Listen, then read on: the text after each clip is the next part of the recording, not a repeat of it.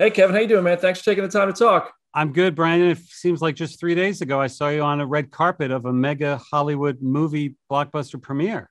It's good to be back, and it was a fantastic movie, man. I want to talk about it. Thank you. Let's go. Let's do it. Listen, Shang-Chi instantly, it establishes a rich world, rich characters, deep characters that I want to see more of. How confident are you in getting sequels and getting to explore this world specifically in the MCU more beyond this film? Well, I'm always confident and nervous in equal proportions. The early reactions to the characters and to the movie itself gives me great hope that people will want to see more of these characters. We certainly have many ideas of where to take them and where to put them. And it's exactly as you say. What's so fun, we know the movie's working when it's not just the title character that people ask about, but it is the co-stars or the supporting players that people ask about. And in this movie in particular, that's heartening because we think they're spectacular and we think they have great potential in the future.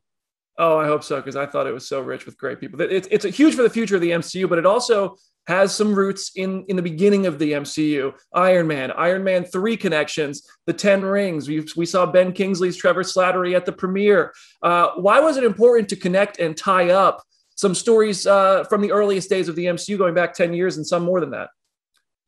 Well, the Ten Rings was always this organization that was looming out there and certainly in the shadows in the background. And with the twist in Iron Man 3, we always said that didn't mean there wasn't a true leader of the Ten Rings. It just meant Trevor Slattery wasn't it.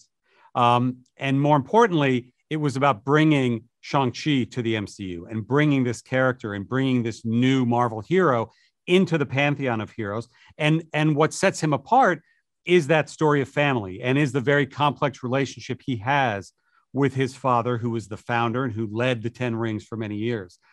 So it's just fun, as always, in the connectivity to have something as new and unique as Shang-Chi come out and yet have its somewhat of its origins go back, as you say, to the very beginning. Yeah, and I mean, we're going to go from origins to looking ahead again. I mean, this movie was originally the last movie before Strange 2. And now I'm curious, Wong is in the film. I'm not going to spoil anything from the story, but how will this movie factor into things like Spider-Man 3, where Doctor Strange is going to pop up, and Doctor Strange as well? Well, we don't want to spoil anything, but I think the end of this film gives a pretty clear direction on at least how vital and how important and how directly Shang-Chi is stepping into this world. We are reminded of Nick Fury in the tag of Iron Man 1 telling Tony Stark, you're part of a bigger universe, you just don't know it yet. And without giving it away, a very similar thing happens to Shang at the end of this movie. Yeah, it was an exciting post-credit scene, man. And speaking of the future, what can you say about kind of the goal of the interconnectivity of it all in the wake of Avengers Endgame, having these projects kind of cross over and also do their own thing? Do you have goals or tones that you want to set in the sprawling MCU story? We definitely do. And it is always, the connectivity is always additive to us. It never leads the creative charge, but it enhances it for us. The importance of this movie was telling and exploring the journey of the individual named Shang-Chi. That's what we wanted to do. That we get to do it within the backdrop of the MCU, that we get to hint at his place to come in the MCU is a bonus. That we get to do it with characters you've seen before that show up in Shang-Chi is creatively additive. Somebody asked me earlier, was it always the intention to bring Shang-Chi into his own movie first, or were there thoughts of bringing him, as we did with Black Panther, in another movie before his movie? The truth is, it always varies. And Shang-Chi, we did think of, because of what I said about his family story and his history with his father, we wanted to explore in his own movie first. Mm-hmm. But there are other characters. We're shooting Black Panther: Wakanda Forever right now, and the character of Riri Williams you will meet in Black Panther 2 first. She starts shooting, I think, this week, before her Ironheart series that we've already announced. Love that. Love that. That's I may have actually given you a scoop there, Brandon, but it's we announced that already. We announced the Ironheart series for sure. The Ironheart series, yes. Well, we will. Well, there you go. We will meet Riri Williams in Wakanda Forever before she then goes into her Disney Plus series Ironheart. Cool. So it just varies where we meet people and where they go. A lot to look forward to. And I mean, let's speak. The Eternals trailer dropped this morning. You're doing a balancing act like I've never seen before. That trailer was amazing. I got to ask about another trailer, Spider-Man: No Way Home. Any idea when we're going to see that? It is. Let me ask you this question: is it not enough, Brandon? Is it never enough? It's never enough. Kevin did a wonderful job of moderating a Shang-Chi press conference before, and he at the end of it he said, "What more do you want, people? This is the Shang-Chi is coming out. The Eternals trailer just came out, but yes, on December 17th we have the third in our Homecoming trilogy with Sony and with John Watts, with Amy Pascal and Tom Holland. So I can only guarantee that there will be a trailer before the movie comes out. Yeah. Oh, it's good to know it's coming before that. That's relieving at this point. Yeah. And if it's cool, there's a couple other things I would love to touch on from the MCU future. Ryan Reynolds just said he's pretty sure Deadpool 3 starts filming this year. I'd love to hear, can you speak to the filming this year? The end of next year. It'll be filmed before that. So excuse me if I said this year. Is that accurate? Do you have a window on when we might see Deadpool again? We do, and we are the script is in the works, and Ryan is working very hard on it with our writers as we speak. Yes. Nice. And of course, the reboot of the Fantastic Four is something people are looking forward to. You're gonna have a fresh cast there. Do you target, established actors who people will know their names very well, or do you target newcomers who you can build up with the franchise like you have with Hemsworth and Hiddleston and other people in the past?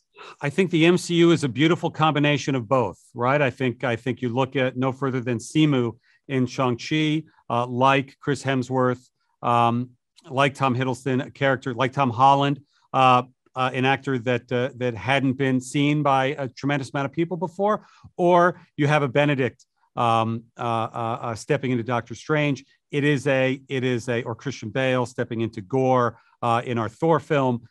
It is always a beautiful combination of both. And it really is about the search for the best actor for the job, whether that actor is known to the world yet or not. Yeah, I can't wait to see who you guys put there. And the word on the street, the next big mega event may shape up to be Secret Wars. There are different versions of that story in comics. I think any of them will be exciting, especially Jonathan Hickman's run.